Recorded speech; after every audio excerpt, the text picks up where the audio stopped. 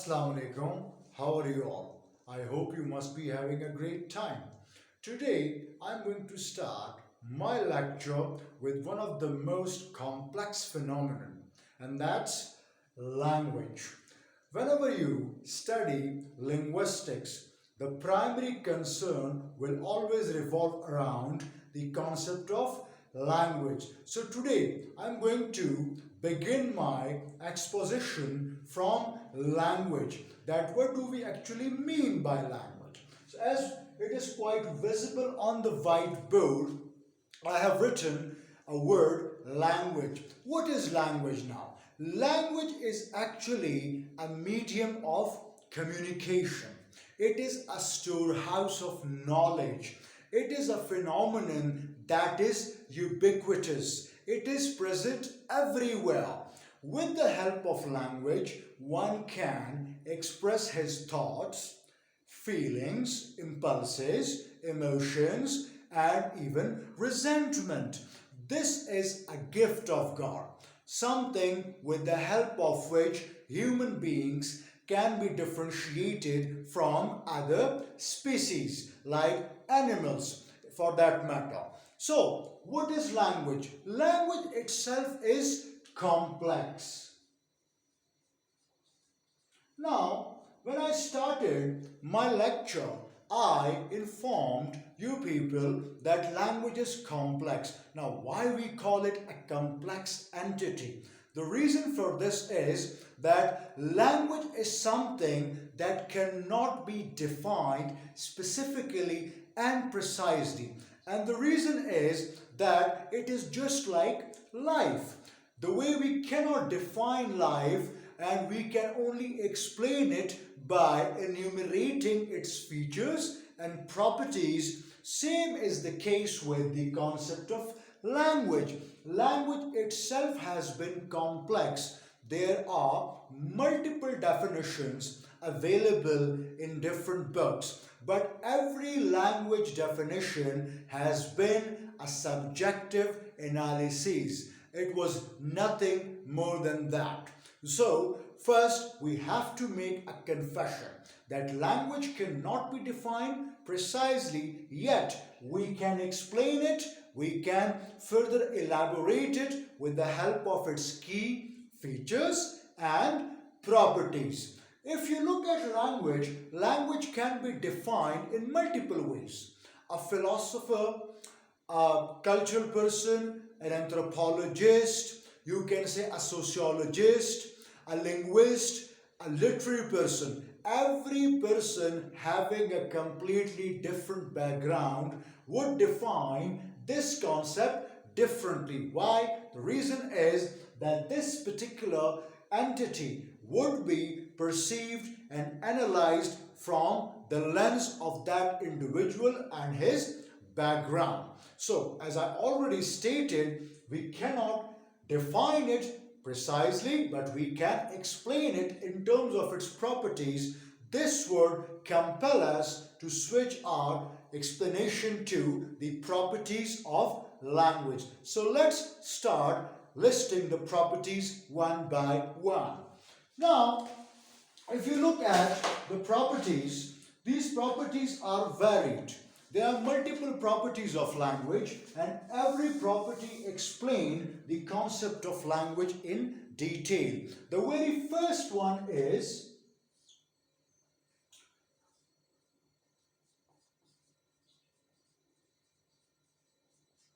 displacement.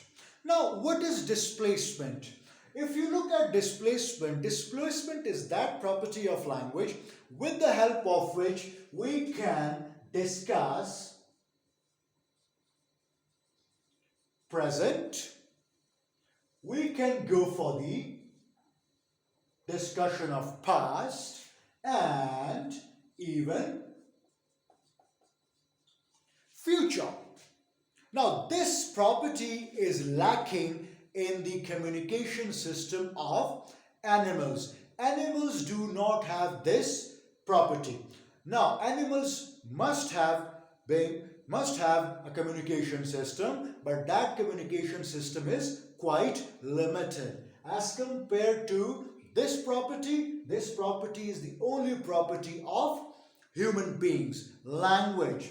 Now, with the help of displacement, we can talk about something that has no solid shape or those entities that do not exist in this world. For example, we can talk about ghosts, we can talk about fairies, we can talk about heaven, we can also refer to hell.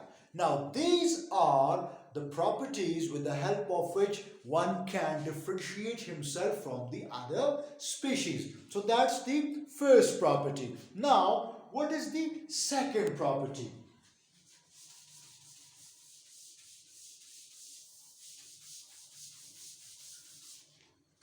The second property of language is arbitrariness.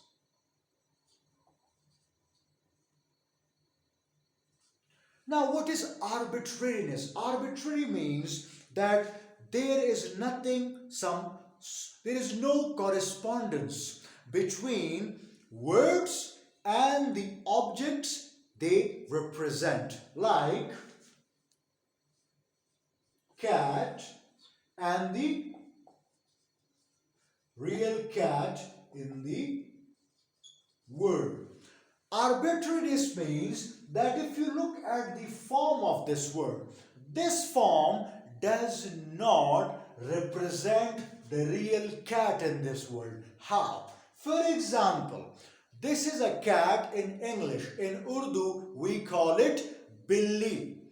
Now, in Pashto, we call it Pisho. So, every language has a completely different word, and every word maintains its different peculiar form. But if you look at the form of the form of the words never ever indicate or represent the object of the real word. Now, for example, there is a word chair. By looking at the form of this word, you cannot say or emphatically state that it represents the real chair in the word. Why? Because chair is English, kursi Urdu, kurse Pashto.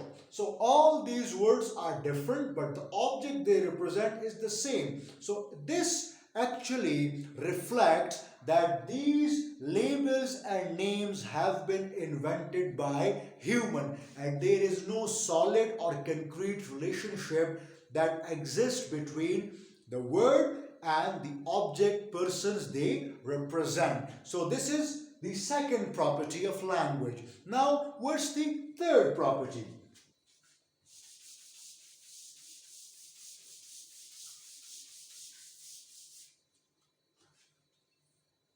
The third property is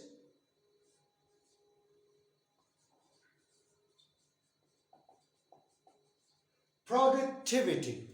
As the property and the name of the property itself indicates the idea, explains the idea, the term is self-explanatory that productivity means that human language possesses a unique distinction over other communication systems because in productivity we can generate number and host of structures and sentences on daily basis.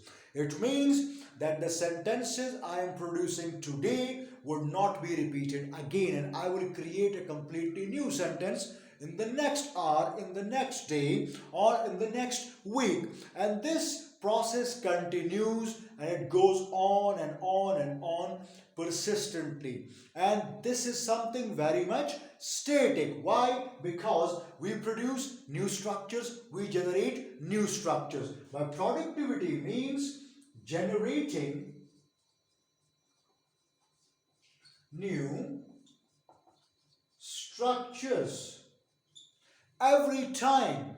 Whatever we may say, whatever we may state, whatever we may explain would not be the same the next moment. And every time we create and produce new sentences. Now, this quality is lacking in the communication system of animals. Animals cannot do anything with their communication system as it is quite limited and confined to certain parameters, as opposed to productivity, where we can play with the words, we can construct new sentences, we can even coin new words in order to serve the purpose of adjusting ourselves to new trends and new cultures. Now, this is the third feature. What's the fourth feature?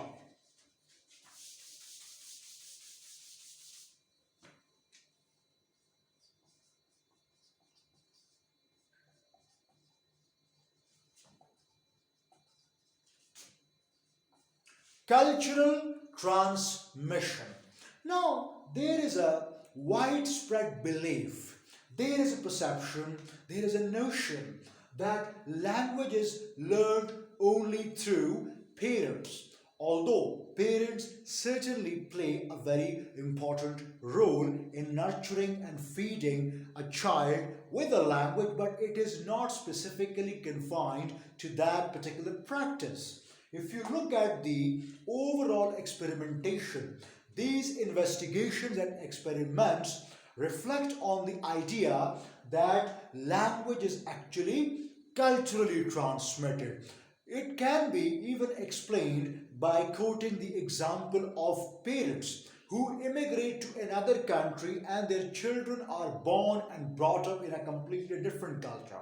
So over there, they adopt their L1 as part of that culture. For example, if my parents they had immigrated to England long ago and I was brought up there or even born there, then my language would not be my Pashto language, rather it would have been English language. Why? Because I would have been fed with English by my colleagues, peers, teachers, class fellows, and the surrounding. Surrounding means the culture. So, language is not something that's transmitted only through parents. Parents play only one part. There are other variables, and these variables are part and parcel of culture. So it is something culturally transmitted. That is why we are having certain odd situations where parents having a background from Pakistan, and when they settle abroad their children are more familiar with the language spoken in other countries as compared to their L1. So that's something what has been proven so far through investigations and experiments, that language is always culturally transmitted. Now, there is yet another feature, a very important one. That's the fifth property. Fifth property of language is duality. Now, what is duality? Language actually operates at two levels.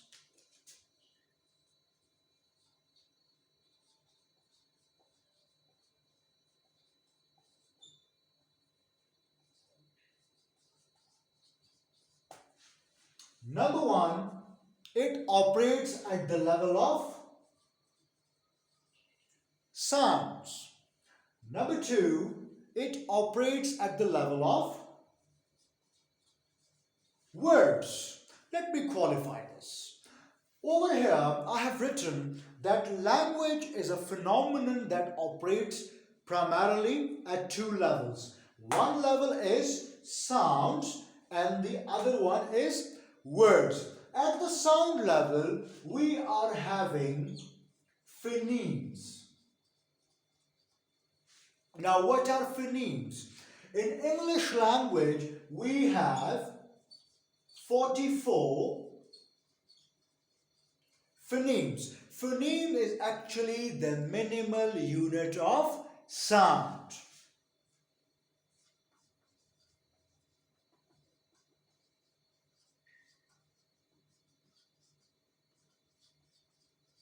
The minimal unit of sound. These phonemes are actually individual discrete units and they are meaningless as compared to words. Now, what is a word? Whenever we combine the same phonemes in a sequential manner according to the rules and regulations and conventions of a language, that becomes a word. I would give you a very good example with regard to this discussion.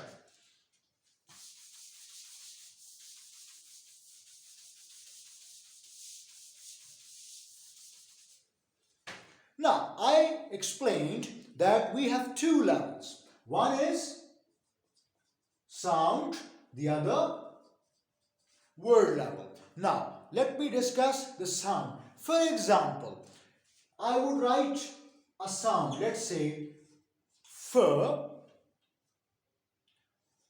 a vowel sound, then a consonant, then another vowel sound. If you look at this, one individual sound, another individual sound, another and another. Four phonemes. These are 1, 2, 3, 4. Four phonemes. Now, if you look at them individually, they are meaningless. They are discrete. They are different from each other. But when I combine them, it gives me a word in the form of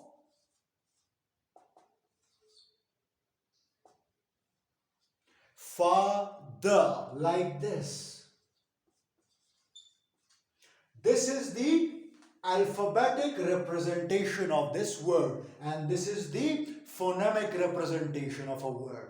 Phonemic means the pronunciation. The written version is confined to letters and alphabets. So, sound, one at sound level, phoneme level, and another at the lexical level. So, this is the level of a phoneme. At the phonemic level, phonemic, and the other one is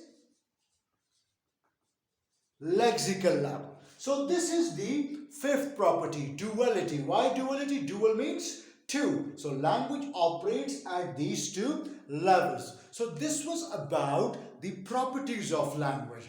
In the next session, I would be explaining certain points. Rather, I would say I would be enumerating different features of language.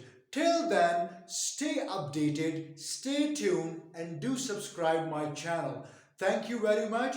God bless you all. Thank you.